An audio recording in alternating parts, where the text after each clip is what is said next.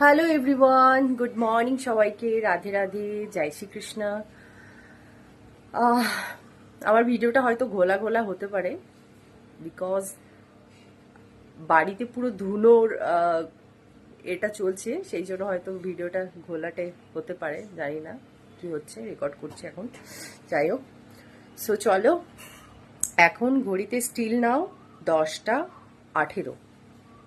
আমার সকালে ঘুম থেকে উঠে স্নান করে ফ্রেশ হয়ে শ্যাম্পু করেছি আবার করে দেন ঠাকুরকে ভোগ দিলাম, ভালো করে মন ভক্তি করে পুজো দিলাম। আজকে একটু সানডে বাড়িতে আছি, তারপর ভাবলাম চলো তোমাদের সঙ্গেও একটু আড্ডা মারা যাক, একটু গল্প করা যাক।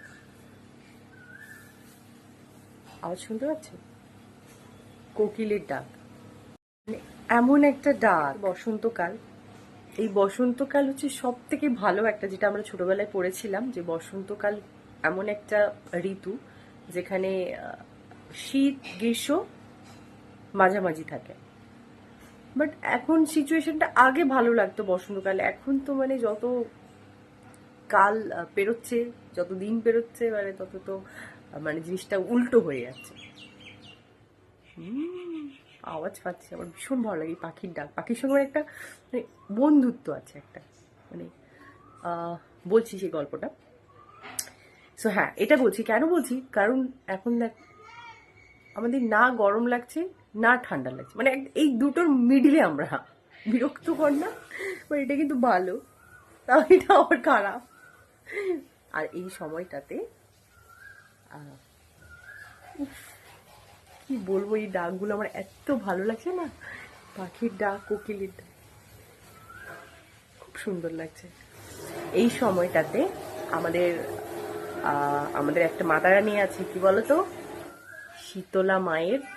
এই সময়টাতে তো পুজো হয় না বসন্তকালে, এই শীতলা মা, মানে হয় না অনেক সময় এই সময়টাতে দেখবে পেট খারাপ, শরীর খারাপ, তারপরে বসন্ত রোগ টোগ হয়। সেই জন্য বলবো সবাইকে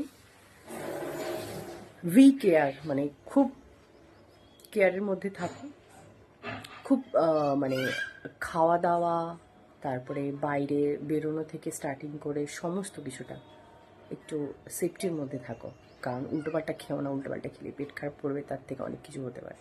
আর একবার হওয়া শুরু করলে নর্মালি ওটা ছাড়তে চাইবে, কারণ এই সিজনটাই এরকম, তোমার বমি হবে, পেট ব্যথা করবে এই সিজনটা, তবে জ্বর আসবে, তবে বসন্ত রোগও হতে পারে।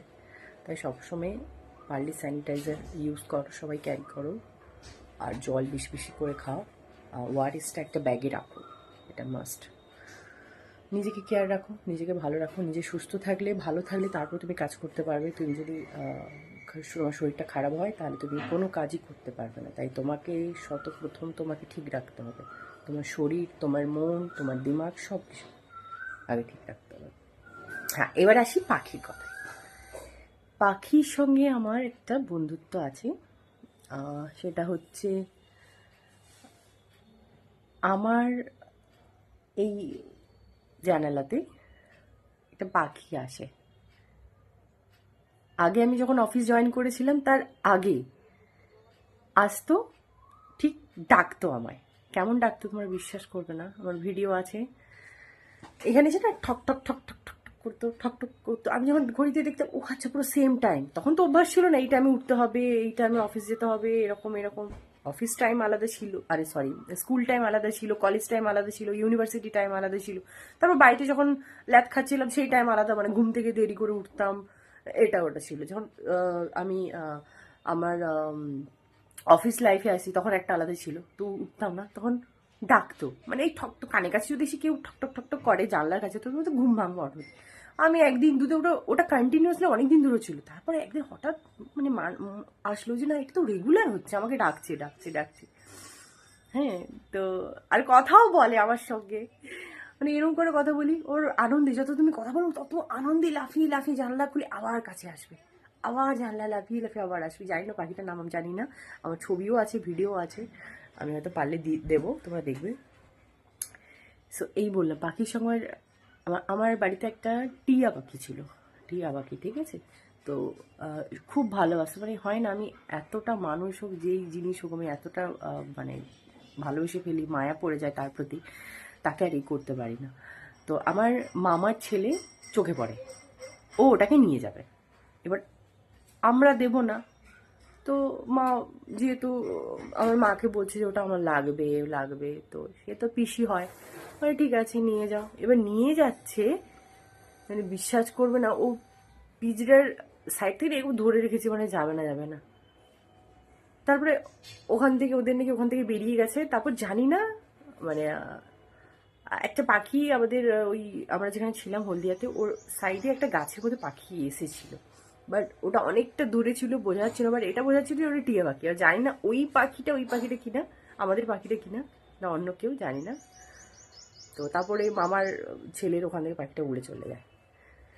ভালোবাসা যেখানে, সেখানে তো মানুষ থাকবেই, পশু পাখি বলো, প্রত্যেকটা জিনিসই মায়া ভালোবাসা এগুলো না থাকলে তো হয় না। তো আর খুব কষ্ট পেয়েছিলাম, বাপরে বাপ। এই জন্য আমাদের বাড়িতে কখনো ভাবি যে কুকুরের বাচ্চা নিয়ে আসবো, পাখি নিয়ে আসবো, এটা পুষবো, ভাই মায়া পড়ে যায়, ভীষণভাবে কষ্ট পায়, দরকার নেই তাতে, এইভাবে চলছে।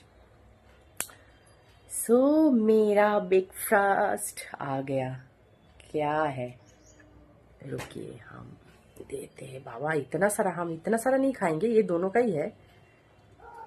रुको सारा, ये है, ये लस्सी है और ये बटर टोस्ट है, ऐसे ऐसा कुछ है। और रुकिए जरा। সো চলো আমি তাড়াতাড়ি ব্রেকফাস্টটা করে নিই। তোমরা আমার ভিডিওটা দেখো, লাইক কমেন্ট শেয়ার করো, ঠিক আছে? আসছি নেক্সট ভিডিওতে। রাধে রাধে।